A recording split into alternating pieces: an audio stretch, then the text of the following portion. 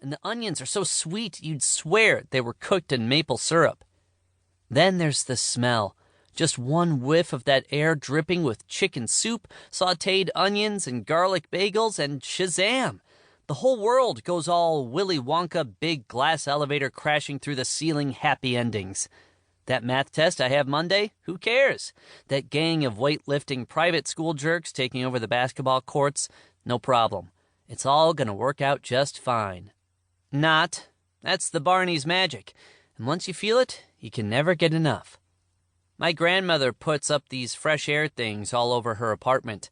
They have names like Irish Meadow and Seaside. I want a gizmo I can plug in and wham, my room smells like Barney Greengrass. Normally, Barney's won't let you sit unless everyone in your party is there, but since we're regulars, Zippo let me go straight to our table. "Hey, kid," he said, holding out his palm. "Hey," I said, smacking it as I slid into a booth next to the window display of challah breads. "The usual?" he asked, rolling a toothpick from one side of his mouth to the other. "Uh-huh. What about Mom? I have to check if the crepla's ready." Zippo has known Mom all her life. She grew up coming to Barney's with her parents, and Zippo was already a waiter back then. The guys in the kitchen love her because she gets the crepla. According to Zippo, very few people order crepla anymore, and nobody but her ever orders it for breakfast, so she's something of a celebrity. If you don't know, crepla is like Jewish wonton soup. I'm not a huge fan, but you should decide for yourself. "She and Dad both want crepla," I said. "Really? Tom's getting crepla," Zippo said, impressed. "And what about thing 1 and thing 2? "Plain bagels with cream cheese." "That's it?" "That's it," I said. Zippo rolled his eyes and then disappeared into the kitchen. I don't know how long I was waiting, but by the time everybody else got there, the food was already on the table and I was halfway done. When I looked up from my plate, they were making their way through the crowd by the counter. Zoe was crying, and my father was carrying her way out in front of him to keep from getting stuck with one of the many chopsticks poking out of her hair. Mom puts her own hair up with chopsticks when she's cooking, but she uses only 2.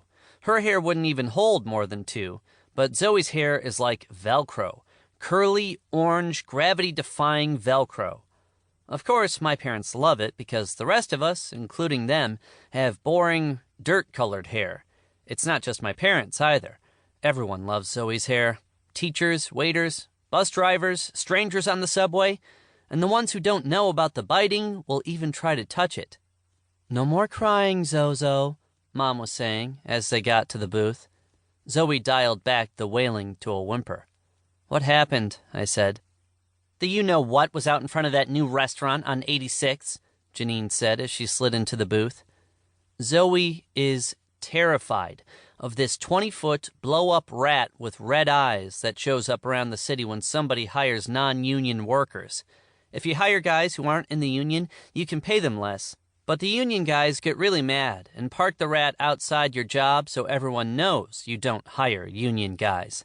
I'm not sure why it's a 20-foot rat, except that it's gross and hard to miss." "I want to go home the other way," Zoe whimpered. "Don't worry, we're going to the garage anyway," Dad said, groaning as he lowered Zoe into the booth. I don't know how my parents can lug Zoe around everywhere. She feels like she's made of bowling balls. It's not as if she's a big 4-year-old either. Dad says it's because she's solid, which I don't get. Aren't we all made of the same stuff inside? How can her insides be more solid?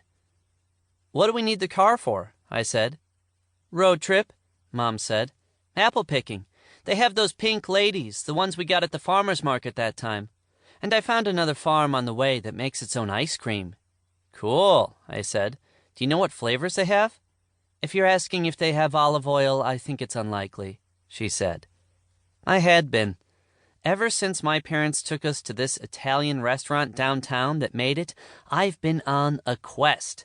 I know olive oil ice cream sounds like it violates some basic law of the universe, but the weirdest thing is, when you taste it, everything you ever thought about ice cream gets completely turned around.